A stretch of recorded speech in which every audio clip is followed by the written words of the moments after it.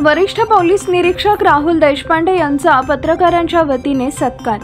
सोलापूर तालुका police ठाण्याच्या वरिष्ठ police निरीक्षक म्हणून राहुल देशपांडे यांनी नुकताच पदभार घेतला असून त्यांचा पत्रकारांच्या वतीने तालुका पोलीस ठाणे इथं फेटा बांधून व पुष्पगुच्छ देऊन सत्कार करण्यात आला।